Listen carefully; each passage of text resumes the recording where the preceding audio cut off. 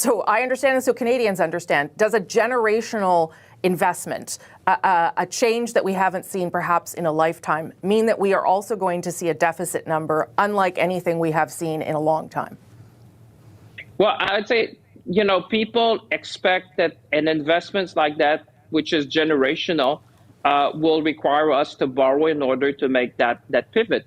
This is a natural pivot, but people also understand that you have a return on investment, that the investment, and that's why I think, Rosemary, it's so important to present that in a way that Canadians can understand. When you talk about expenses, so people will see, okay, are these people serious when it comes to expenses? And that's why we launched this expenditure review to make sure we're more efficient, provide better services to Kenya, and at the same time tell them what are the things we are going to invest in, and talk about infrastructure, project of national interest, the type of things that are going to make the Kenyan economy more resilient. So in fact, for me, this is even more transparent than before, because if you're a Canadian now, you look at that and you say, okay, I get it. These guys are doing that with respect to expenses, and at the same time, they're making these investments. So not only this generation, but future generation can benefit from this new economy we need to create in Canada. The American ambassador to Canada, Pete Hoekstra, seems to be very alarmed at the way Canadians are speaking about the United States. He particularly this week criticized politicians like you, who just this week have said that we are in a trade war. He says that's a dangerous place to go. Why do you think the ambassador is saying these kinds of things? And what is it that you think he doesn't get about the state of the relationship between Canada and the U.S.? Well, listen, the United States is and will always remain our strategic trading partner. Geography has made us neighbors. History has made us trading partners. We are allies. We're always going to continue. What we're just saying is that perhaps over decades, we have become too dependent on the U.S. market. And now we need to be more resilient. That's why, for example, I'm here in Europe to make sure that we build relationship, the same thing that the Prime Minister did with respect to Mexico. So we're always going to work with our American friends. Actually, listen, we work all the time with our American friends. We appreciate, we work with them. But at the same time, there's something that the Prime Minister said. It's also our time to make sure that, we redesign the Canadian economy to be more resilient.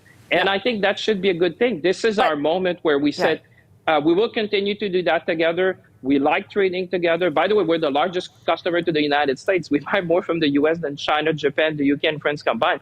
So we're always going to be trading partners. But at the same time, we need to make sure that we protect the sector that have been affected.